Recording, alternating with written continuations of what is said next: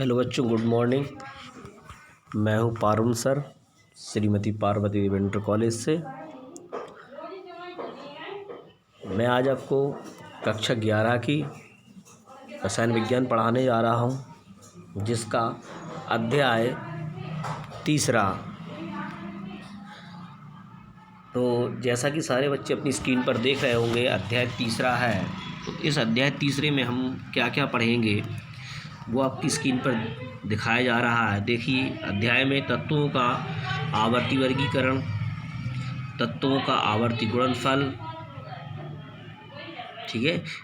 इसमें जो भी आपके बीच बीच में टॉपिक दिए हैं वो देख, तत्वों के वर्गीकरण का महत्व, आवर्ती वर्गीकरण का काल क्रमानुसार विवरण, धातु व अधातु में विभाजन, प्राउस्ट की परिकल्पना, डॉवेराइन की त्रिक संरचना, ड्यूमा की सजातीय श्रेणी, न्यूलैंड का अष्टक नियम, लोथर-मेयर वक्र, मेंडलीफ वर्गीकरण, आधुनिक आवर्त नियम तथा मेंडलीफ की आधुनिक आवर्त सारणी। और इसके आगे आपके बहुत से टॉपिक दिए हैं, जो टॉपिक आपके एक एक करके आपको पढ़ाए जाएंगे। जैसा कि पिछले अध्याय में आपने बहुत से रूल्स पढ़े होंगे, आप बाहु पाली हुंड, इसके अलावा आपने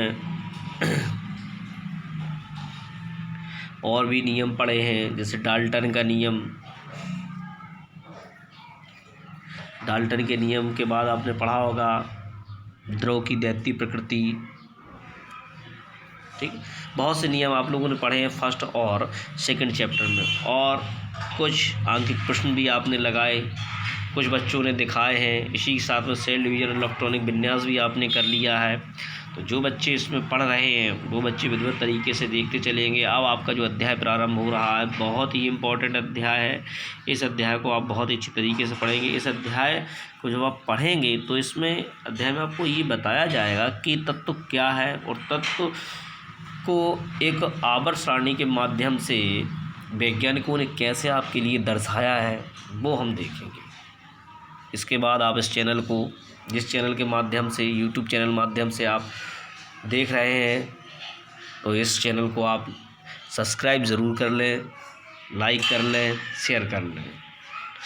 जितना आप इसको सब्सक्राइब करेंगे और सब्सक्राइब करने के बाद ऑल पर आप क्लिक करेंगे, तो ऑल करने पर जितने भी वीडियोस हमारे पर डे ऑनलाइन आ रहे हैं वो आपको आसानी से मिल जाएंगे।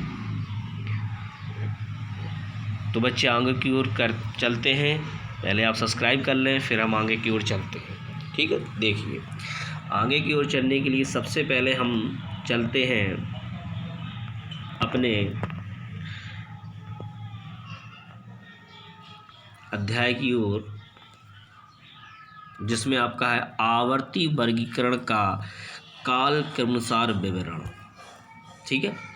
तो देखिए, आवर्त सारणी में तत्वों का कैसे किया गया है विवरण, वो हम देखेंगे, ठीक है। देखिए, धातु व अधातु में विभाजन, ठीक है। क्या दिया हुआ है? धातु व अधातु में विभाजन दिया हुआ है आपकी स्क्रीन पर, ठीक है।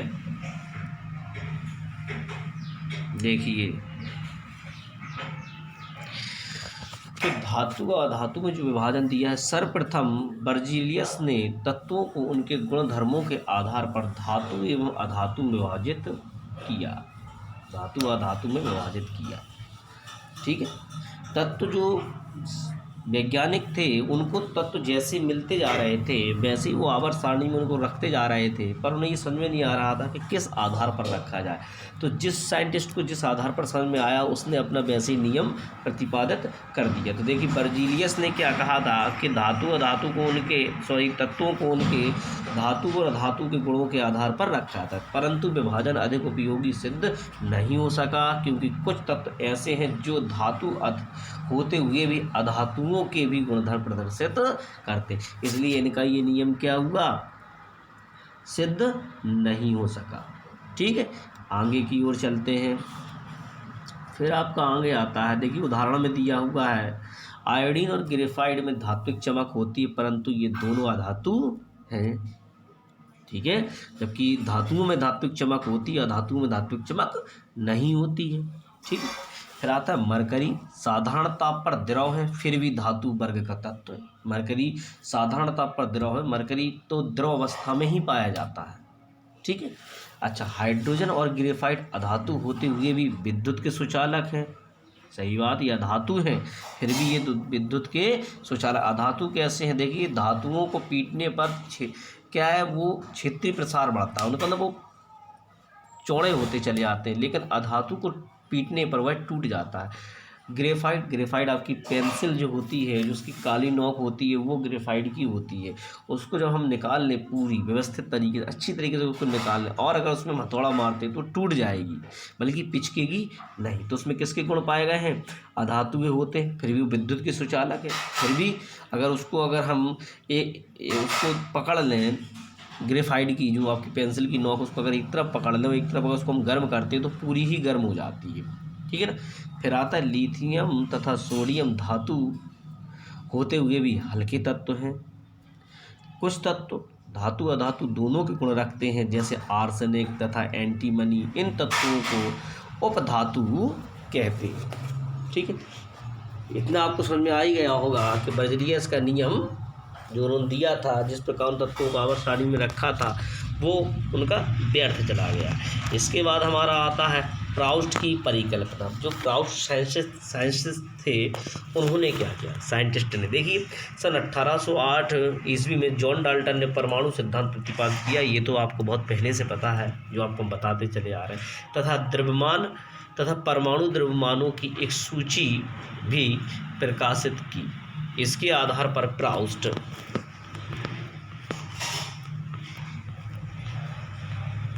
ठीक है, इसके आधार पर जो है प्राउस्ट ने अपना नियम दिया, लेकिन उनका नियम प्रतिपादित नहीं हो पाया है। इनका नियम भी गलत सिद्ध क्या हुआ, गलत सिद्ध हुआ, इसलिए इनका नियम भी रद्द कर दिया गया। आगे आता है हमारा डोवेराइन का त्रिक, ठीक है, डोवेराइन। देखिए तो डोवेराइन ने सन 1827 ईस्वी में डोवेराइन ने क्या बताया था, इन्होंने कहा कि समान तत्वों के परमाणु द्रव्यमान में नियमितता पाई। उन्होंने समान गुणों वाले तत्वों के त्रिक बनाए, त्रिक मतलब 3-3 के जोड़े बनाए, ठीक है। फिर देखिए नीचे लिखा है,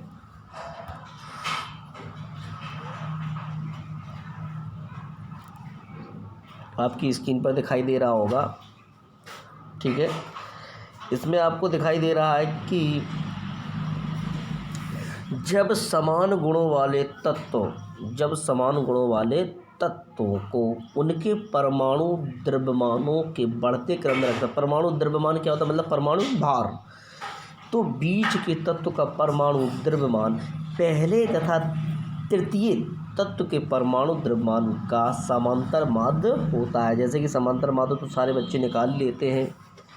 समांतर माध्य का मतलब क्या होता है, देखिए उसने साफ कहा कि पहले और तृतीय के समान होता है। नीचे आपकी स्क्रीन पर दिया हुआ है तत्वों के त्रिक समूह तथा उनके परमाणु द्रव्यमान, ठीक है। समांतर माध्य निकालने के लिए देखिए क्या दिया है कि प्रथम और तृतीय के हमने परमाणु भारों को क्या कर दिया, जोड़ दिया, ठीक है, और 2 से इसको भाग दे दिया, तो बीच वाला समांतर माध्य हमारा निकल आया। तो इसका मतलब हुआ कि ये सही था, ठीक है, ये सही था। लेकिन कुछ तत्वों का तो समांतर माध्य निकल आया, है, लेकिन कुछ तत्वों का समांतर माध्य नहीं निकला। सभी तत्वों के ऐसे त्रिक नहीं बनाए जा सके, ठीक है ना। सारे जो तत्व थे उनके ऐसे त्रिक नहीं बनाए जा सके, इसलिए डायवेरियन का नियम भी क्या हो गया, डायवेरियन का नियम भी जो है आपका सिद्ध साबित नहीं हुआ। फिर आता है हमारा ड्यूमा की सजातीय श्रेणी। ठीक है। तो ड्यूमा की सजातीय देखिए, फिर हम देखते हैं ड्यूमा की सजातीय श्रेणी। तो ड्यूमा जो थे उन्होंने क्या बताया, ड्यूमा के विचारानुसार तत्वों के परमाणु द्रव्यमानों में सजातीय श्रेणी के समान संबंध होता है। ठीक है, अतः कैसा समान श्रेणी का संबंध होता है, देखिए आपकी स्क्रीन पर आपके सामने दिखाया जा रहा है। परंतु इस विधि से सभी तत्वों का वर्गीकरण नहीं किया जा सका, इसलिए ड्यूमा का वर्गीकरण का यह प्रयास भी सफल नहीं हो सका। क्या हो गया, इनका भी आपका असफल हो गया। तो देखिए कितने लोग असफल हो गए। नंबर 1, धातु अधातु विभाजन असफल हो गया, प्राउस्ट की परिकल्पना असफल हो गई, डोवेराइन का तर्क नियम असफल हो गया, उसके बाद ड्यूमा की सजातीय श्रेणी भी असफल हो गई। ठीक है, इसके आगे हम देखते हैं, फिर हम आपको हमेशा बताते हैं न्यूलैंड का अष्टक नियम, जिसके अष्टक नियम के अनुसार हम क्या करते हैं, सेल डिवीज़न करते हैं। तो देखिए न्यूलैंड का अष्टक नियम, न्यूलैंड ने अपना जो अष्टक नियम दिया था उसमें उन्होंने क्या कहा था कि सारे गामा जो हमारा स्वर होता है उसके आधार पर हम तत्वों को रख सकते हैं। कैसे रख सकते हैं, देखते हैं, यदि तत्वों को उनके बढ़ते हुए परमाणु द्रव्यमान के क्रम में रखा जाए तो प्रत्येक तत्व अपने 8वें तत्व के समान गुणों वाला होगा। जैसे देखिए, जैसे में देखते हैं संगीत के स्वर सा रे गा मा पा धा नी सा, मतलब पहले में आपका lithium, beryllium, boron, carbon, nitrogen, oxygen, fluorine. ठीक है, उसके बाद जो आपका 8वां तत्व आएगा उसके लक्षण लिथियम तत्व के बराबर होंगे। ठीक है, ऐसा किसने कहा था, ऐसा हमारे कहा है न्यूलैंड ने। तो इस प्रकार लिथियम से प्रारंभ करके 8वां तत्व सोडियम आता है और इन दोनों तत्वों के गुणधर्म समान हैं। इस नियम की सीमा देखिए, अज्ञात तत्वों के लिए इस वर्गीकरण में कोई स्थान सुरक्षित नहीं रखा गया। ठीक है,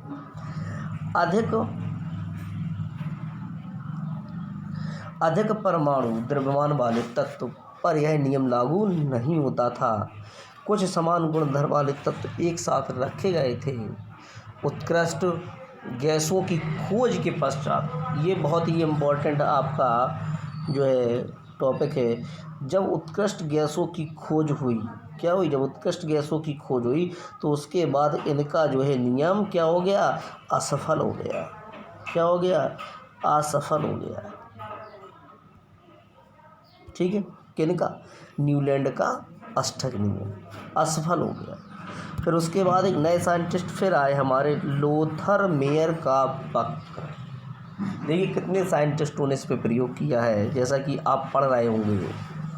ठीक है, प्राउस्ट के बाद आपका न्यूलैंड का लोथर मेयर से पहले आपके आए थे ड्यूमा से पहले आए डोवेराइन। तो इतने साइंटिस्ट आपके काम कर गए, लेकिन अभी तक किसी का भी नियम सही साबित नहीं हुआ। अब हम चलते हैं लोथर मेयर ने बताया था कि हम तत्वों पर, जब 1869 ईस्वी में इन्होंने कहा है लोथर मेयर ने कि तत्वों के लिए हम एक वक्र खींचते हैं। क्या इन्होंने, इसीलिए उनका नाम रखा गया लोथर मेयर का वक्र आप लोग जानते ही होंगे। वक्र हम कैसे खींचते हैं, इस प्रकार हम एक लाइन खींच लेते हैं और वहाँ से हमें पता चलता जाता है कि ये कितने पर पहुँची है, ये कितने पर है, ये कितने पर। ठीक है ना। तो इसी प्रकार इन्होंने एक डाइविजन ने अपना एक तर्क नियम दिया, जिसमें इन्होंने बताया कि लोथर मेयर ने सन 1869 ईस्वी में यह विचार दिया कि तत्वों के गुणधर्म व परमाणु आयतन के बीच एक घनिष्ठ संबंध होता है। उसने तत्वों के परमाणु द्रव्यमान और परमाणु आयतनों के मध्य एक ग्राफ खींचकर बताया कि समान गुणधर्म वाले तत्व इस वक्र पर समान स्थिति पर आते हैं। इस प्रकार परमाणु द्रव्यमानों की वृद्धि के साथ परमाणु आयतनों में नियमित समानता अर्थात आवर्तता पाई जाती है। ठीक है, देखिए इन्होंने किस प्रकार बताया है। इनका हम वक्र का नियम आपकी स्क्रीन पर दिखाते हैं आपको। देखिए इस प्रकार इन्होंने जो है अपने नियम को प्रतिपादित किया, लेकिन बाद में इनका नियम भी क्या हो गया, इनका नियम भी बाद में असफल कर दिया गया। तो आज बच्चों हमने बहुत कुछ देखा है और कल फिर हम आपके लिए एक नया टॉपिक लेके आएंगे। तो इसमें आपको जो समझ में ना आया हो उसके लिए आप कमेंट करें, चैनल को सब्सक्राइब करें और लाइक करें, क्योंकि विद्यालय के माध्यम से आपको जो ऑनलाइन क्लासें दी जा रही हैं उनका आप पूर्ण तरीके से लाभ लें। आज के लिए इतना ही। नमस्ते, कल फिर मिलेंगे। जब तक के लिए हमारा आपसे नमस्ते।